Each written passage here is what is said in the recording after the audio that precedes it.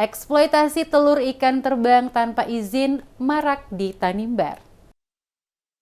Nelayan dan pengusaha agen andon ilegal marak melakukan penangkapan dan pembelian telur ikan terbang di Kabupaten Kepulauan Tanimbar, KKT. Ribuan ton telur ikan terbang dieksploitasi dari perairan Seira. Eksploitasi oleh ratusan kapal ikan yang didominasi dari luar daerah itu dinilai berlebihan sehingga mengancam populasi ikan terbang.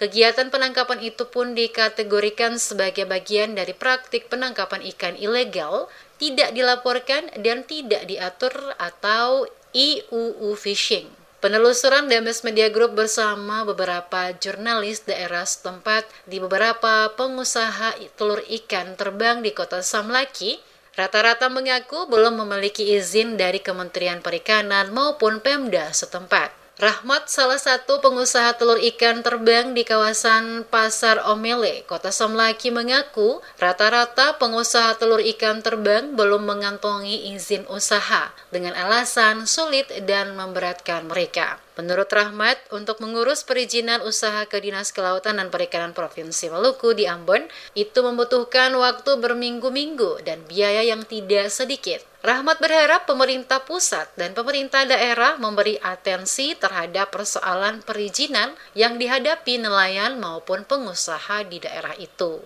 Saya harap pemerintah pusat dengan adanya aturan-aturan ini harus melihat nelayan-nelayan di negara kepulauan.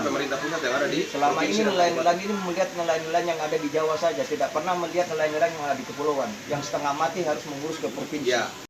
Hal yang sama juga diungkapkan salah satu tokoh pemuda asal Sera, Kecamatan Wermakatian, Nicholas Besi Timur. Ia merasa kecewa terhadap maraknya praktek eksploitasi telur ikan terbang di daerah itu.